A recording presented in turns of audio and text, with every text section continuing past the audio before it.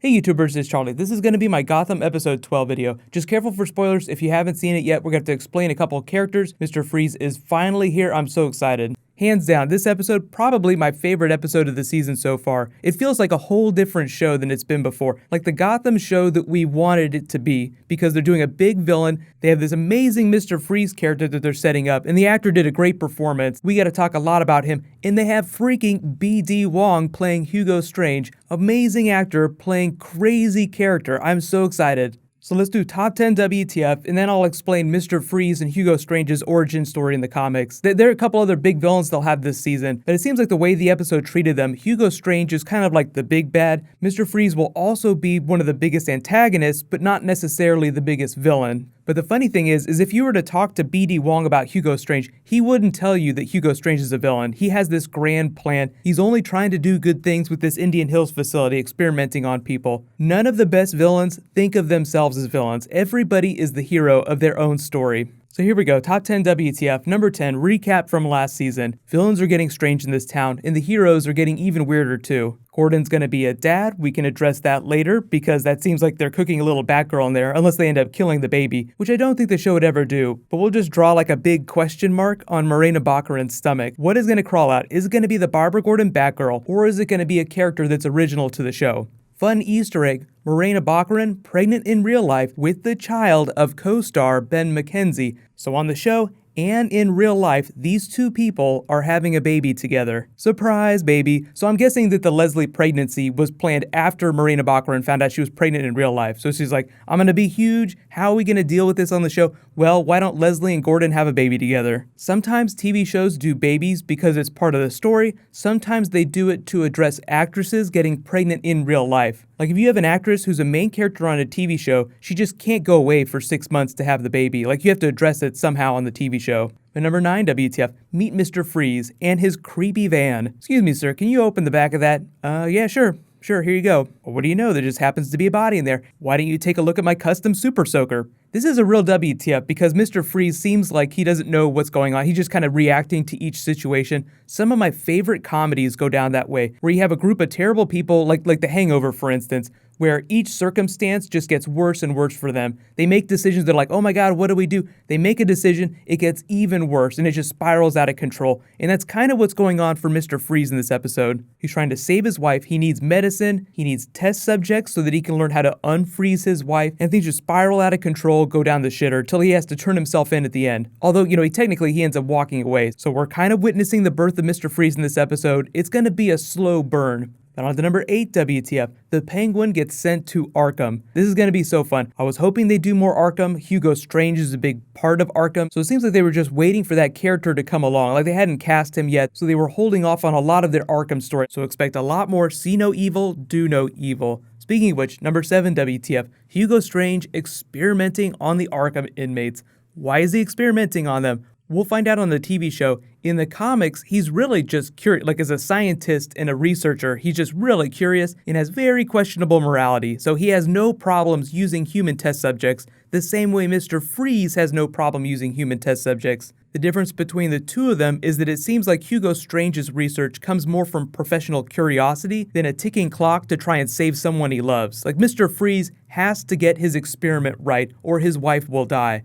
Hugo Strange just seems like he has a fascination with the human mind and controlling people. Speaking of which, number 6 WTF, people that Hugo Strange is experimenting on. They drop Arsonist. They're talking about Firefly. Remember, they wheeled her in during the mid-season finale, mistakenly thinking that she had superpowers. They thought she was invulnerable to fire. They didn't know about the jacket that she was wearing. I don't know if they're going to call the superpowered people metahumans, or if they're going to call them mutants, or if they're just going to call them enhanced people. Whatever term you want to use is totally fine. Just because this exists in the DC universe and the TV shows seem to be going with metahumans, I'm going to think of them as metahumans. So for now, Indian Hills, which is connected to Arkham, is going to be the place that they surface new metahumans from. Like Poison Ivy, we've seen Poison Ivy, but she hasn't got her powers yet. It would be totally cool if they want to change canon and give her powers that way because she's a child. But I think part of the idea with some of the Batman villains is that they age with Batman, so until he puts the cowl on, we're not going to see a lot of the other younger characters, like Poison Ivy, Catwoman, put their costumes on too.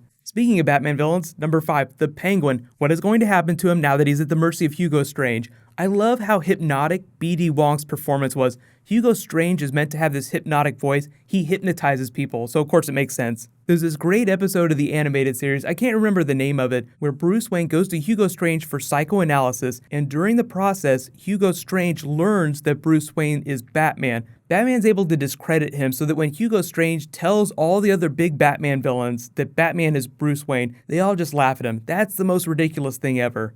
Hands down, favorite Hugo Strange line, at least respected to the Penguin, was when he was going down the elevator at the end of the episode, talking to his recorder about how Penguin had an unusual relationship with his mother. Most of the time, comic book villains, and heroes for that matter, all have textbook daddy issues, but every once in a while, it's mommy issues. I guess you could say Bruce Wayne has both. The closest character to actual comic book villainy in the episode is probably, number 3 WTF, Butch and Tabitha are forming an unholy alliance. I love how cheeseball they got with it too. Like when one of the villains looks up in the sky and starts cackling with like this amazing villain laugh. That's what's going on with Butch's character right now. So if it seemed a little silly, like a little funny, that's because it's supposed to be. You're meant to laugh at this. It's supposed to be that special blend of Batman villain comedy. The Butch character is at his best when he gets to be ridiculous like this. Just like Bullock is at his best when he gets to have his funny moments. Like when he and Gordon are talking about Mr. Freeze. How do you pronounce that name? Fries? Freeze? I'm great with names.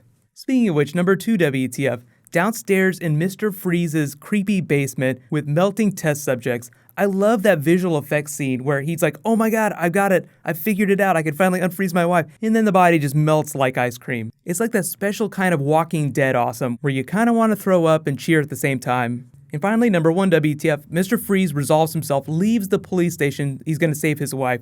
I will argue that he is the biggest hero on the show, at least in this episode. Now, when you think heroes and villains, you think people that do bad things, people that do good things, but you really shouldn't think of it in such a diametric way. Traditional heroes are measured by the epicness of their deeds, and the most epic person in this episode was Mr. Freeze. So if you're just going by that scale, regardless of the bad things that he does, he's more of a hero than Gordon is. It's just that when you call someone a hero or a villain, it depends on whose perspective you're taking. From Gordon's perspective, Mr. Freeze is the villain. From Mr. Freeze's perspective, everyone that's trying to stop him from saving his wife is the villain. So let me know in the comments what was your favorite part of the episode, and who do you think is going to be more fun this season, Mr. Freeze or Hugo Strange? I feel like the show is so much better right now. Seriously, if you have friends that stopped watching the show because they thought it got lame, tell them to start watching again. It's a whole different show now.